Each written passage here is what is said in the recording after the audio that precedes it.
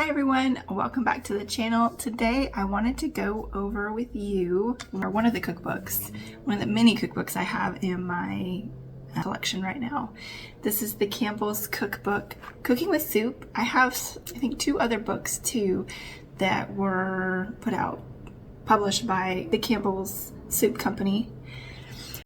This was written or revised in 1968.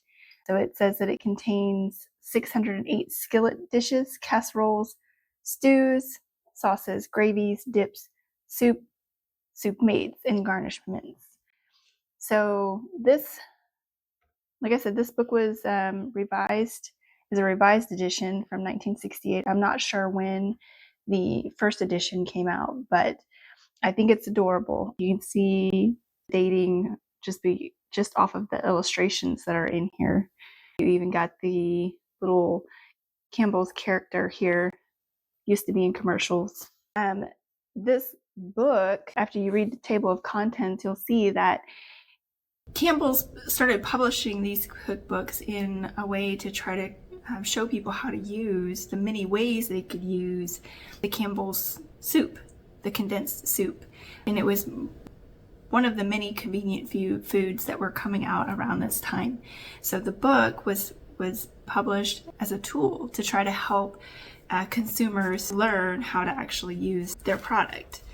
And it is apparent by this cookbook that they were using condensed canned soup for everything. It was the new thing for convenience foods at this time. So we have the dedication, which is to the millions of American homemakers who work magic with convenience foods. And then it has helpful notes on how to use the book and emphasizing the importance of how the Campbell soup is making cooking in the kitchen easier, with it being part of the convenience, part of the new wave of convenience foods. Also, we have here, this is signed by Carolyn Campbell. And my little bit of research on this is that Carolyn Campbell was not a specific individual. She's like Betty Crocker, in that she wasn't a real woman. It was just a group of women that they would cycle through that would answer letters and questions on how to use Campbell's soup. So it talks about the rules with cooking with condensed soup and covering some specific areas and how you would use the soup with those specific things. Casseroles, which is what I mainly think of when I'm thinking of condensed canned soup, is mixing it with my casseroles. And then it goes right into different recipes for the categories. So here we have skillet and stovetop dishes. The previous owner has made these little check marks on here, and I think that was her way of signifying that those were recipes that they liked, or at least wanted to try. And you'll see those throughout this book.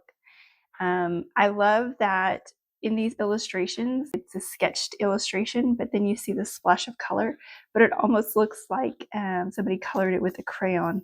And you'll see throughout the book just different shades of coloring through it. There's only a few pages that have actual photographs throughout it. It's a very simple book, but they did cover a lot of things that could be used with the Campbell's soup. So we have the breakdown in different categories. You have your meat category where they break down to the type of meat. They have poultry here. They have veal and lamb and some other specific areas in here as well. What I liked about this book and what I found interesting is that there is the one recipe that my family still uses for the holidays, and I am usually the one that ends up cooking it, but it is the classic green bean casserole. And I've made different versions of this casserole throughout the years, just different recipes on different cans basically, or like the French's fried onion can. But this specific recipe in this book is the one that I primarily remember my grandmother using, and which is actually put on a recipe card that was handed down to me. But the only additional thing in this one is that we added chopped almonds to it. I want to say when I used the French's fried onions this year, it did not use soy sauce in the recipe. It was basically the condensed cream of mushroom soup, milk, and then the onions.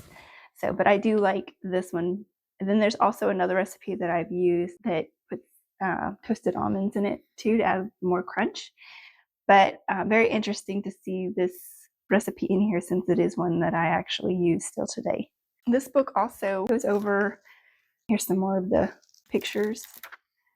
They ate soup cold and hot, which was another weird thing. This is an example of a cold soup you'd eat with your sandwiches for a lunch.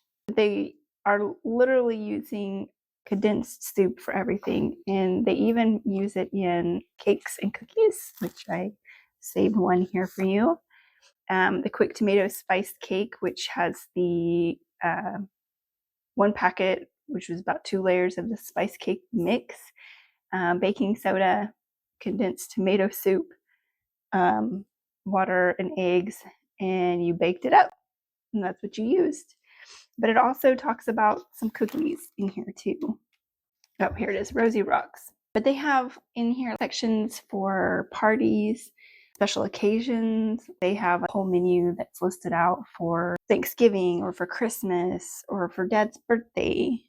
They also cover, this one has the international, so touch of Paris, and so they recommend using the French onion soup in this menu here. The asterisk indicating that those recipes are within this book. Campbell's goes into a quick little mix and match on how to make a whole menu. So it's the magic menu maker. And on those pages, it lists out columns for soups, sandwiches, desserts, and then it also lists some tips and tricks for the lunchbox.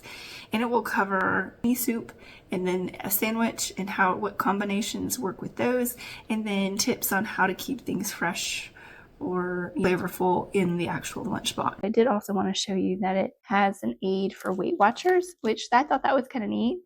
That Weight Watchers was something on the mind back in 1968. I need to go back and see exactly how old Weight Watchers actually is. And then you'll see the craziest one I've seen so far, which is the soups served over the rocks. Soups on the rocks section, where they're actually blending soups with other things and serving it as a beverage. That was so bizarre to me. Anyway, this is a very interesting book. I have other books from Campbell's too, and I will do a review on those in the coming days. But it's crazy to think that this was at the peak of a time when convenience foods were not as readily available, or they were just really coming onto the market. And this is what this book is trying to show people, how to use it and how to be creative and how to up their game while simplifying their day-to-day routines and hopefully getting more time out of the kitchen. Just to go over the cover, here's another example of the characters. And then also Campbell's has purchased many other different food items, and here it specifically is spelling out that V8 are a part of the Campbell Soup Company. Here's the back, and we have photographs. Overall, this book is really in good condition. So you can see that a lot of these recipes are still useful today, but I'm using one that has been around for a long time. The only thing that I did see in this cookbook that might be a little difficult was it mentions frozen concentrate soups, which I have not seen any frozen concentrate soups in my local grocer. Maybe you guys have. Maybe I'm just not looking hard enough, but I did do a quick search, and it is still available from Campbell's to order online, but the folks that usually are ordering this are in the restaurant industry, and so the restaurants are the ones that are primarily using the frozen concentrates, and it comes in a huge bulk. I want to say 1 box of frozen beef vegetable something the cost of it was $150, but I didn't even see how many bowls of soup that actually made. But anyway, so this book is relevant for the most part still, and I think some of these recipes would be good. I would be willing to try, and I think I might, if you guys are willing to come along with me for that adventure, try to make the tomato soup spice cake as a dessert for one of my videos. So anyway, thanks for coming along with me, and I hope you enjoyed this as much as I did.